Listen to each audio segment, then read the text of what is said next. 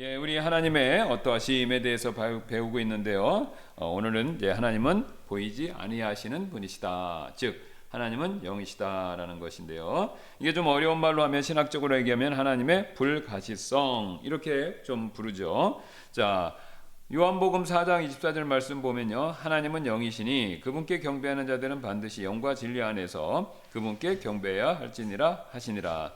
자, 하나님의 영이시다라고 했을 때 이 영이 갖고 있는 의미의 가장 기본적인 의미는 뭐냐면요. 물질이 아니다 이겁니다. 예수님이 그 정의를 분명히 내려주셨죠. 그래서 영이다라는 것은요. 물질이 아니시다라는 거예요. 예. 그러니까 뭐 영적이다 그러면 우리가 거룩하다 이렇게 좀 분리되어 있다, 경건하다, 죄가 없다 이런 우리가 생각을 먼저 하시는데 그건 맞습니다. 그러나 1차적인 의미는 뭐냐면요. 영이다 그러면 물질이 아니다 이겁니다. 근데 물질이 아니지만 존재는 하는 거죠. 예, 이 세상에도 그런 게 있죠. 물질이 아니지만 존재하는 것들이 있습니다. 빛, 소리, 무슨 전자파 같은 것들. 물질은 아니지만 존재하죠. 공기도 마찬가지고. 뭐 공기는 요새 과학이 발달해서 조그마한 물질에 입자가 있다는 것은 판명이 됐습니다. 예, 그러나 이제 우리가 그걸 알기 전까지는 공기 같은 게 이제 그런 이해가 되겠죠. 자, 그래서 하나님께서는 우리처럼 물질이 아니시기 때문에 물질이 아니면 우리가 눈으로 볼 수가 없죠. 자, 우리가 가시광선이라고 그러지 않습니까? 인간이 볼 수 있는 그 물질 세계 범위는 딱 정해져 있어요. 이 범위 내를 넘어가면은 못 봅니다. 그런데 그 범위 내에 있는 게 뭐냐면 물질적인 존재다라는 거죠. 물질적인 존재. 예, 그래서 하나님은 영이시다라고 했을 땐 물질이 아니시기 때문에 우리가 볼 수 있는 그 눈으로 볼 수 있는 영역을 벗어나기 때문에 당연히 하나님을 볼 수가 없죠. 예. 그리고 디모데전서 1장 17절에 이런 말씀이 있죠. 이제 영원하신 왕 곧 불멸하시고 보이지 아니하시며 홀로 지혜로우신 하나님께 존귀와 영광이 영원 무궁토록 있을지어다. 아멘. 디모데전서 6장 16절 그분은 오직 불멸하시고 아무도 접근할 수 없는 빛 가운데 거하시며 아무도 그분을 본 적이 없고 또한 볼 수도 없나니. 자, 여기 이제 흥미로운 게 있습니다. 디모데전서 1장 17절 6절 16절을 보시면요. 보이지 않는 것을요. 사도 바울은요. 지금 불멸과 연결을 시켜서 얘기합니다. 그 뒤에서 살펴보겠지만 이제 왜 그렇죠? 영이시니까 안 보이지 않습니까? 몸이 없잖아요. 그럼 몸이 없으면 우리 인간의 몸은 물질이기 때문에 이거는 소멸됩니다. 이건 뭐 과학적으로 다 입증이 됐잖아요. 우주에도 점점 엔트로피의 법칙에 의해서 우주는 점점 어떻게 되죠? 제3이죠. 제3 역학이죠. 열역학 법칙이죠. 존재하는 것은 반드시 더 나쁜 쪽으로 간다. 예. 그러니까 이게 물질 세계는 점점 나빠지는 쪽으로 가게 돼 있습니다. 그게 이제 제일 대표적인 게 쉽게 이해할 수 있는 게 부패잖아요. 부패. 가만히 두면 그게 그대로 있는 게 아니라 점점 시간이 지나면서 부패하지 않습니까? 소멸하는 쪽으로 가는 거죠. 예. 자, 그래서 몸이 있다라는 것은요, 소멸한다는 걸 의미합니다. 그런데 하나님은 몸이 없으시기 때문에 영이시기 때문에 소멸하실 수가 없어요. 그러니까 이게 몸과 관련돼서 물론 하나님이 다른 이유로도 불멸하시지만 하나님께서는 몸이 없으시기 때문에 영이시기 때문에 그래서 소멸하지 않으신다라는 또 하나의 이유가 되는 겁니다. 그래서 바울이 지금 불멸과 보이지 않는 걸 연결합니다. 그건 뭐냐? 영이시라는 거죠. 그래서 아무도 그분을 본 적이 없고 또한 볼 수도 없다. 그래서 그분께는 존귀와 영존하는 권능이 있으리로다. 여기는 볼 수 없다라고 얘기하면서 존귀와 영존하는 권능을 얘기하지 않습니까? 그러니까 본다는 거는요. 몸이 있고 그거는 약화되고 소멸된다는 겁니다. 보이지 않는다라는 것은요. 영이고 영이라는 것은요. 몸이 없기 때문에 영존한다 이겁니다. 예, 불멸한다 이거죠. 또한 하나님께서는 영이시기 때문에 우리처럼 몸을 가지고 계신 것이 아니다. 그렇죠. 지금까지 얘기한 게 그거죠. 예, 영이시니까 몸을 가지고 계시지 않어요. 그러니까 물론 몸의 형태는 가지실 수 있어요. 그러나 제가 여기서 적어놓은 몸을 가지실 수 없다라는 것은요. 물질의 몸을 얘기하는 겁니다. 물질의 몸. 예, 물질의 몸을 가지고 계신 것이 아니다. 그래서 영이신 하나님께서는 자신을 위해서 어떤 형상을 만드는 것을 금지하신 겁니다. 그러니까 하나님은 영이니까 물질을 갖고 계시질 않아요. 그러니까 물질을 갖고 계시지 않으니까 물질로 어떤 형상을 만드는 것을 당연히 금지할 수밖에 없죠. 자, 그게 왜 그러냐면요. 쉬운 예로 한번 제가 이런 예를 들겠습니다. 제가 제 자신을 이렇게 사진을 찍었어요. 카톡으로, 사진으로, 핸드폰으로. 그러면 그 사진을 찍어서 이제 그걸 인쇄했습니다. 인쇄하고 그 사진을 뽑아놓고 제가 이런 일은 없겠지만 제가 죽고 그 다음 자손들이 있으면서 제 사진을 갖다 놓고 그게 제 사진이 저다라고 생각하고 제 사진에다가 경배하고 이게 우리의 조상님입니다 하고 그 제 사진을 우상같이 만들면 그 기뻐할 사람이 없죠. 예. 사진은 뭡니까? 그 사람의 외적 모습을 일부분만 보여주는 거지 그 사진이 그 사람은 아니잖아요. 그 사진으로 인해서 그 사람의 존재에 굉장히 단편적인 면만 보여주는 건데 그거를 그 사람처럼 만들어버리면 그거는 결국은 문제가 되는 겁니다. 예. 자, 그래서 지금 하나님께서는요 형상을 만들지 말라라는 이유는 하나님이 영이시기 때문에 그래요. 물질적인 존재를 가지고 계시지 않기 때문에 그렇습니다. 그 결과 우리 출애굽기 20장 4절에서 형상을 만들지 말라는 명령이 들어간 것이고요. 자, 그 다음에 잘 아는 것처럼 우리가 이제 주로 유럽 쪽이죠. 유럽 쪽에서 천주교 영향을 받아서 하나님의 모습을 그림으로 그리는 건 다 뭡니까? 성경에서 말하는 형상을 만들지 말라는 명령을 어기는 겁니다. 지금 미켈란젤로의 천지창조 그림인데 여기 보세요. 세계적인 명화요. 진짜 문화재적으로는 돈으로 가치를 환산할 수 없는 명작 중의 명작이지만 신학적으로는 뭡니까? 하나님을 지금 노인으로 그려놨죠? 네, 노인으로 그려놨잖아요. 이건 신성모독입니다. 신학적으로는 졸작이에요. 예술사적으로는 마스터피스, 걸작 중에 걸작일 수 있지만 신학적으로는 완전히 졸작입니다. 왜요? 아니 여기 보세요. 여기 미켈란젤로 이 그림 여기 보시면 이게 여기 잘 안 보이시겠지만 화면에서 이게 할아버지 같이 이렇게 생길 수가 있습니까? 하나님이 그렇죠. 네, 머리도 하얗고 그 배도 살짝 나온 것 같고 노인분들 모습이잖아요. 하나님이 이런 모습이냐 이겁니다. 이게 벌써 몸을 갖고 있기 때문에 할아버지 모습으로 그려놓고 이게 결국은 불멸을 상징하는 게 아니라 결국은 나이 먹고 늙어서 죽는다라는 것을 간접적으로 보여주는 거죠. 그러니까 이게 하나님에 대한 하나님의 성품과 특징에 대해서 신성모독적인 그림이 된다라는 겁니다. 자, 그런데 그러면 이제 하나님은 전혀 볼 수가 없으니까 하나님 편에서는 뭐 아무것도 안 하시냐? 그렇지 않습니다. 하나님께서는 자신의 어떠하심을 보여주시기 위해서 우리가 이해하기 쉽도록 마치 하나님께서 몸을 가지고 계신 것처럼 표현하는 겁니다. 몸을 가지고 계신 것처럼. 자, 그럼 뒤에 가서 보시면 하나님의 손이라는 내용, 하나님의 눈, 하나님의 귀, 하나님의 얼굴 이런 게 나오지 않습니까? 그러면 하나님은 손, 눈, 귀, 얼굴 이런 게 필요가 없으세요. 왜 필요가 없으시죠? 손이 왜 우리에게 필요합니까? 일하는데. 눈이 왜요? 보는데. 귀가요? 듣는데. 그렇죠? 뇌가 왜 필요하죠? 생각하는데.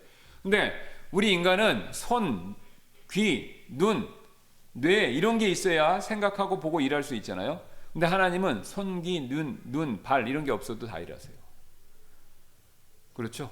하나님은 손, 귀, 눈이 없어도 하나님 스스로가 절대자이시고 권능자이기 때문에 하나님께서 그것이 없어도 일하십니다.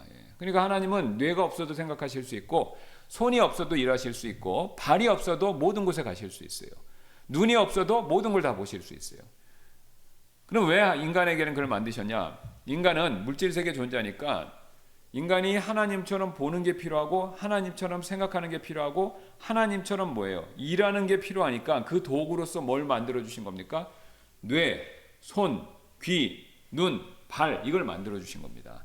자, 이게 AI를 가면요. AI하고 로봇을 만든 걸 보면 정확하게 이해가 됩니다. 인간을 대체해서 일하고 도와줄 존재를 만들어내기 시작했잖아요. 그게 로봇하고 저기 아닙니까? 로봇하고 AI인데, 자, 로봇은 육체적인 활동을 돕는 거잖아요. 그러면 로봇이 뭔가를 들게 하려면요, 뭘 만듭니까? 손 같은 걸 만들어 붙이잖아요. 그 다음에 다리 같은 것도 만들어 붙이고. 근데 어떤 로봇은요, 보시면요, 신기합니다. 이게 밑에는 차같이 바뀐데 손만 있는 게 있어요. 왜? 이거 무거운 걸 들려. 기중기 같은 게 그런 거잖아요. 그죠? 기중기 같은 게, 포크레인 같은 게 그거잖아요. 바퀴 달리면서 이렇게 돼 있는 거. 손. 인간의, 그건 왜 이거 포크레인 이게 생겼습니까? 인간의 손을 흉내내서 만든 거죠. 인간의 손을 흉내내서.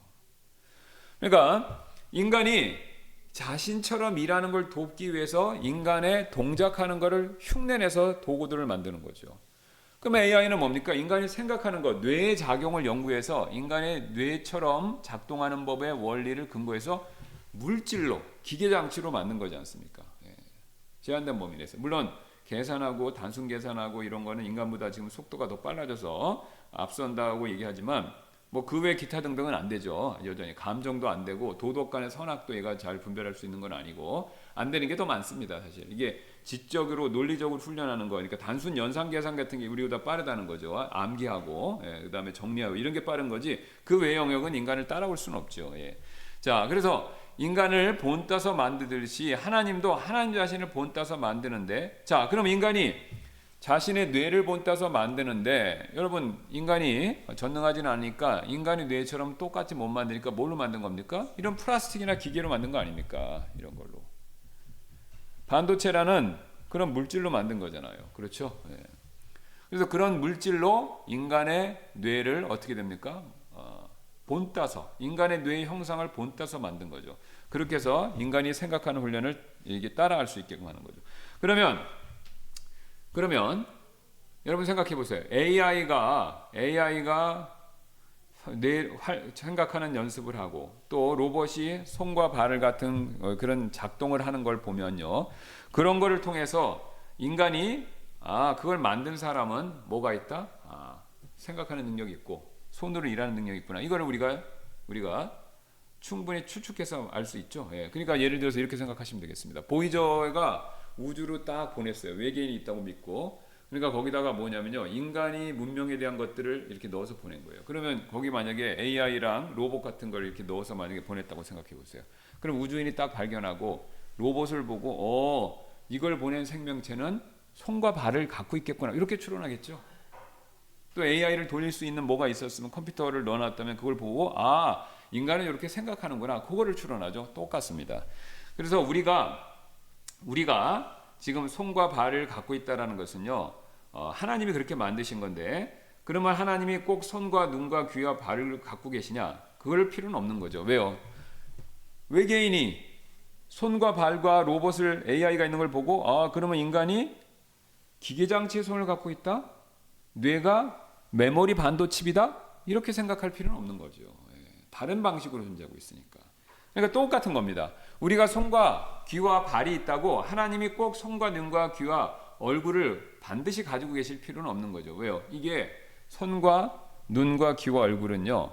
불편합니다. 제한적이라는 거예요. 근데 하나님 무한하시기 때문에 오히려 손이 있는 게 제약이고 눈이 있는 게 제약이고 귀가 있는 게 얼굴이 있는 게 제약입니다. 그러니까 이걸 이해하시면요. 계시록이나 에스겔 보면요. 눈이 막 여러 개 달리는 그게 나와요. 짐승이 나와요. 얼굴도 사방에 있어요. 그럼 그건 뭐냐? 이게 요새는 AI가 그려주니까 막 얼굴 4개 붙여놓고 눈이 이렇게 돌아가면서 막 붙여갖고 이상한 괴수 모양으로 만드는데 그게 뭐 그럴 수도 있고 아닐 수도 있어요. 그런데 지금 거기서 에스겔서나 요한계시록에 나오는 그런 생물들의 하나님께서 은유인데 보여주시는 특징은 뭐냐면 하나님의 모든 걸 보신다는 겁니다. 모든 걸. 그러니까 모든 걸 보는 거를 눈을 통해서 설명해 주시는데 인간의 눈은 제한적으로 보니까 모든 사방을 다 본다고 그래서 얼굴이 4개 있는 거고 눈도 다 이렇게 돌아가면서 그려지는 거죠. 그러니까 모든 걸 동시에 본다 이겁니다. 그러니까 그걸 눈으로 그리면 굉장히 어색하고 이상한 거죠. 자, 그래서 하나님께서 눈을 가지고 계시는 것이 오히려 더 불편하다라는 겁니다. 왜요? 하나님은 눈이 없어도 직관적으로 모든 걸 보시기 때문에. 하나님은 손이 없어도 말씀으로 모든 걸 다 만드시잖아요. 또 하나님은 귀가 없으셔도 모든 걸 다 듣고, 자, 우리 어린이 예배 때 배우셨잖아요. 아브라함, 사라가 마음속으로 피식 웃었는데 하나님은 그 소리를 들으신 거죠. 피식, 소리도 내지 않고 웃은 거를 들으신 겁니다. 자, 그래서 하나님께서 손, 눈, 귀, 얼굴을 가지고 계신 것이라기보다는 하나님이 하시는 일에 대한 상징이라는 거죠. 그래서 손은 권능, 심판, 인도, 이렇게 보호, 눈은 관심과 전지하심, 감찰하심, 그 다음에 하나님 앞에 있다라는 존전하심, 하나님의 존전, 이걸 상징하는 거고, 귀는 관심, 전지, 들으심, 이런 거죠. 또 하나님의 얼굴은 존전하심, 그 다음에 심판, 구원, 이런 것들을 상징하는 겁니다. 그래서 하나님의 손이 있다 그러면 막 하나님의 큰 손이 나타나서 우주에 나타나서 뭐 우리를 어떻게 하고 그런 것이 아니라 하나님의 권능을 얘기하는 거죠. 자, 그 다음에 하나님의 영이시라는 진리는 다음과 같은 사실을 우리에게 알려줍니다. 영이신 하나님께서 자신을 보여주시기 전에 우리는 우리가 먼저 하나님을 알 길이 없죠. 그러니까 영이시니까 볼 수가 없습니다. 볼 수가 없으니까 하나님 편에서 우리에게 볼 수 있는 방법으로 자신을 가르쳐 주시기 전에는 우리가 하나님을 알 길이 없습니다. 이걸 이제 우리가 계시 이렇게 얘기하는 거죠. 계시는 우리가 더듬어 찾는 게 아니라 하나님이 우리에게 먼저 보여주시는 겁니다. 자신을요. 우리가 이해할 수 있는 방식으로.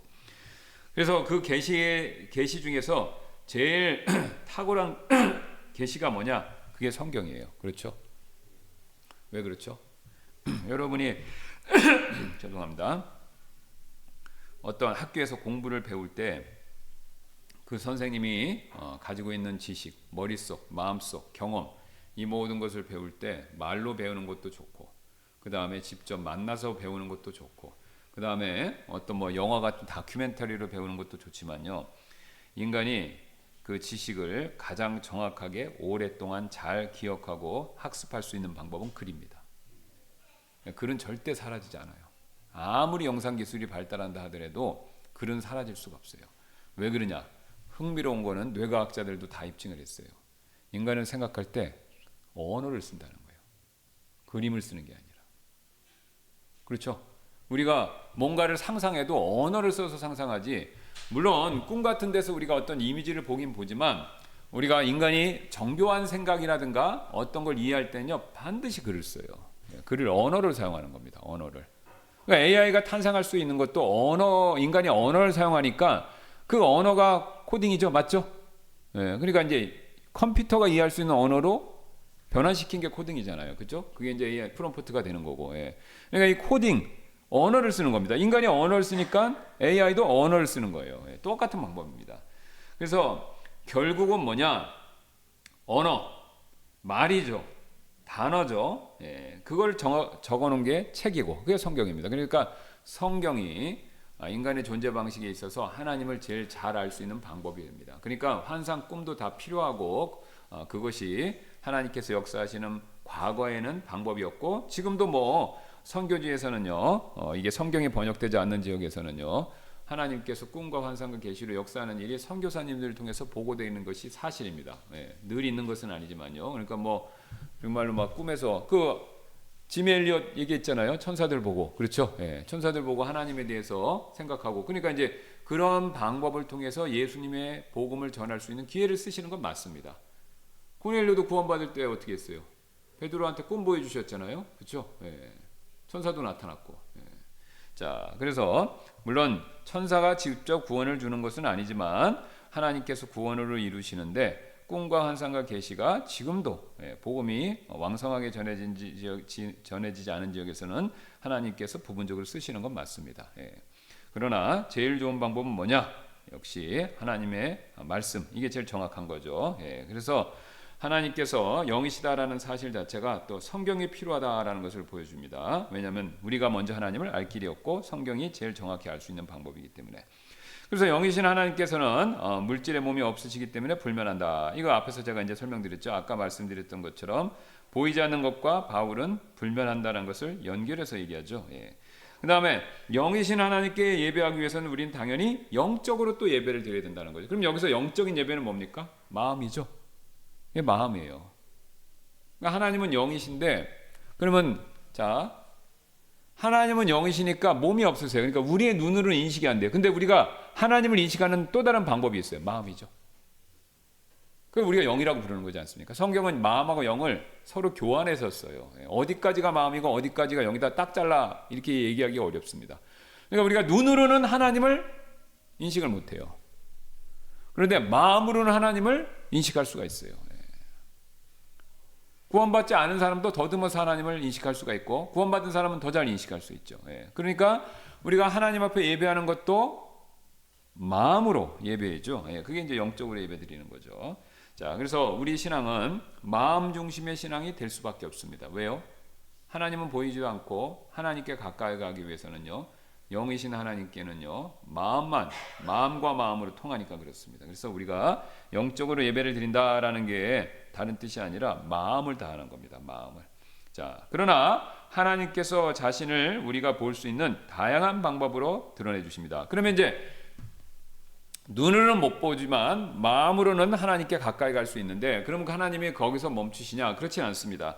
하나님께서 오히려 눈으로 볼 수 있는 것들로 우리에게 나타나셔서 하나님께서 계시다, 어떤 뜻과 계획들을 가르쳐 주시죠. 그럼 여기 보시면 성경에 이제 나와 있는 예들입니다. 여기 볼게요. 창세기 15장 17절. 이게 아브라함에게 언약을 맺으시고 그 언약을 맺을 때 짐승 쪽에 가운데로 지나가는 거죠. 그때 하나님이 지나가시는데 아브라함은 자게 하시고 잠자는 영을 보내셔서 그냥 자게 내버려 두시고 혼자 지나가시는데, 그때 하나님의 현현하신 모습이 뭡니까? 연기나는 화로와 타오르는 등불이에요. 보세요. 연기, 등불이죠. 그 다음에 신명기 4장 12절, 주께서 불 가운데 말씀하셨어요. 불. 이스라엘 백성들을 얘기하는데 불 가운데서 그 말씀들은 음성을 들었으나 그 말씀들의 음성, 보세요. 불, 음성, 모습은 보지 못했대요. 신명기 4장 12절. 너희가 그 말씀들의 음성은 들었으나 모습은 보지 못하였으니 오직 너희는 음성만 들었다. 자, 그 다음에 사무엘기 하 22장 14절, 주께서 하늘로부터 천둥을 치시고, 그 다음에 출애굽기 19장 16절에는 또 셋째 날에 아침에 일이 났으니 곧 천둥들과 번개들과 짙은 구름이 산 위에 있고, 그러니까 하나님이 번개를, 천둥을 옷 입으시다라는 표현도 있습니다. 그러니까 자, 지금 특징이 있죠. 연기, 불, 소리, 천둥, 번개, 구름. 욥기도와 마찬가지예요. 그분의 권능의 천둥 소리, 하나님의 음성을 권능의 천둥 소리라고 얘기하죠. 그 다음에 이스라엘 백성이 거의 가까이 가서 모세와 아론과 나답과 아비후가 하나님이 임재하시는 시내산에 올라가서 보긴 봅니다. 근데 신비하죠. 24장 10절입니다. 그들이 이스라엘 하나님을 보니, 그러면 이제 보니까 얼굴 모습이 어떻다, 그런 얘기를 해야 되잖아요. 그런데 그걸 싹 피합니다. 그분의 발밑은, 발도 아니에요. 발밑은 마치 사파이어 보석으로 포장한 듯하고 그것의 청명함은 하늘의 본체 같더라. 하나님을 봤는데 하나님의 모습이 뭔지 설명하고 하나님이 계신 그 발밑만 얘기합니다. 근데 그 모습도 뭐 같대요? 하늘의 본체 같다고 그러죠. 자, 그럼 여러분 이게 보시겠습니까? 지금 보세요. 불, 연기, 천둥, 번개, 소리, 그렇죠? 구름. 자, 하나님이 우리에게 자신을 볼 수 없는데 자신을 그래도 볼 수 있게 그래도 하나님이 보이시는 방법으로 나타나는데, 지금 말한 것들은 특징이 있습니다. 다 뭡니까? 형체가 없어요. 그렇죠? 형체는 없지만 존재한다는 걸 인식하는 거예요. 그러니까 하나님이 묘하게도요, 어떤 형체가 있는 모습으로는 나타나시는 것을 기피하십니다. 불, 연기, 천둥, 번개, 소리 다 뭡니까? 뚜렷한 형체가 없어요. 있지만 몸처럼 뚜렷한 형체가 있는 게 아니에요. 그러니까 그런 모습으로만 하나님이 나타나십니다. 왜요? 앞에서 말씀드렸던 것처럼 하나님은 몸도 없으시고 또 보이는 형상으로 만드시면 우상 숭배 위험도 있고 그렇기 때문에 하나님은 그걸 꼭 기피하십니다. 피하시는 거예요. 자, 그래서 모세도 얘기하잖아요. 33장 21절 보여달라고 그러니까 22절에 내 영광이 지나갈, 보세요. 내 영광이라는 거죠. 내가 지나갈 때가 아니라 내 영광이 지나갈 때, 그리고 내 뒷부분을 볼 것이고 내 얼굴은 보지 못하리라. 그러니까 얼굴은 못 본다는 겁니다. 그러니까 하나님의 영광의 그 자락, 하나님의 영광이 지나가는 자리, 뒷자락만 본다 이거죠. 자, 그래서 하나님께서는요, 자신이 보이는 형상이 아니시다라는 것을 거듭 강조해서 말씀하고 있습니다. 자, 그럼 우리가 이제 이 말씀을 가지고 적용을 한번 해보겠습니다. 꿈에서 내가 하나님 봤다, 예수님 봤다, 이래갖고 우리가 하나님 예수님에 대해서 막 간증하고 그런 분들이 있는데 그게 진짜가 아닐 가능성이 높습니다. 예. 왜요? 차라리 천둥, 불, 번개 이런 거 가운데 말씀하셨다, 그러면 그게 성경적이에요. 그렇죠? 근데 하나님 봤는데 할아버지였다, 그렇게 얘기하는 분들 많아요. 예수님 봤더니 성화에 나온 그림이더라. 이거 다 성경에서 말하는 것과 신빙성이 떨어져요. 차라리 불 가운데 누가 말씀하셨다, 천둥 소리로 말씀하셨다, 그죠? 예, 음성만 들렸다, 그러면 그게 더 훨씬 더 가능성이 있습니다. 예. 그러니까 성경은 그 방법을 안 쓴다라는 거예요. 뚜렷하게 보이는 형상을 앞에서 말씀드린 이유 때문에. 자, 게다가 하나님이 또 안 보여주시는 이유가 있어요. 하나님 보면 어떻게 되죠? 위험하죠. 네, 위험하죠. 33장 20절. 또 그분께서 이르시되 내가 내 얼굴을 보지 못하리니 이는 나를 보고 살 자가 없기 때문이라 하시더라. 그러니까 대표적으로 대제사장이 1년에 한 번씩 속죄일에 성소 안에 지성소 안으로 들어가서 증언의 언약궤 위에 거기 임재하시는 하나님을 보러 가잖아요. 그죠? 하나님한테 아련하러 들어가지 않습니까? 그런데 거기 들어가도 하나님께서 향을 피워서 연기를 뿌옇게 하시고 그 다음에 하나님께서 거기에 나타나셔도 빛 가운데 나타나세요. 진짜 모습을 안 보여주십니다. 왜요?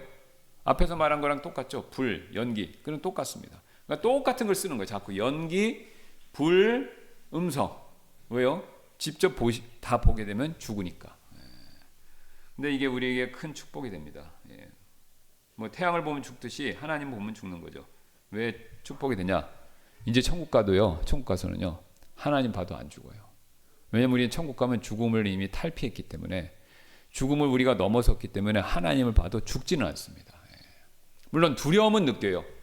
그 이사야서의 말씀처럼 덮는 그룹들도 그 자기 얼굴을 가리듯이 우리가 하나님에 대한 경외감은 느끼지만 죽지는 않습니다. 그러니까 죽지는 않으면서 하나님의 영광을 보니까 굉장히 놀라운 거죠. 굉장히 놀라운 일이 벌어지는 거죠. 그러니까 압도당합니다. 주의 영광의 아름다움이라는 표현이 있어요. 하나님의 영광을 보면요 아름다움을 느낍니다. 근데 그 아름다움이 무한하기 때문에 압도를 당하는 거예요. 압도. 이 세상에 있는 그 어떤 것보다도 찬란하고 위대하고 대단하기 때문에 거기에 완전히 폭 빠지는 겁니다. 사실. 근데 어느 정도까지요? 두려운 마음이 들 정도로. 두려운 마음이 들 정도로. 그러니까 굉장히 놀라운 경험이 되는 거죠. 그래서 우리가 천국에서 장차 하나님께서 그걸 기다리고 우리를 지금 불러주시기 위해서 하나님께서 예비해 놓으셨죠. 그 대단한 겁니다. 우리가 천국에 가는 순간부터 우리는 입이 딱 벌어지게 되어 있습니다. 눈이 이제 그 얘기하죠. 우리가 흔히 하는 말은 눈에 지진 난다고, 그죠? 눈동자에 지진 나고 입이 딱 벌어지는 겁니다. 하나님의 놀라우심을 직접 눈에 보기 때문에. 자, 그래서 우리에게 하나님을 직접 보게 되는 것은 큰 축복이 된다라는 사실을 우리가 명심하시면서 오늘도 우리가 영 안에서 하나님 앞에 예배하는 저와 여러분들 되시기를 주님의 이름으로 소원합니다.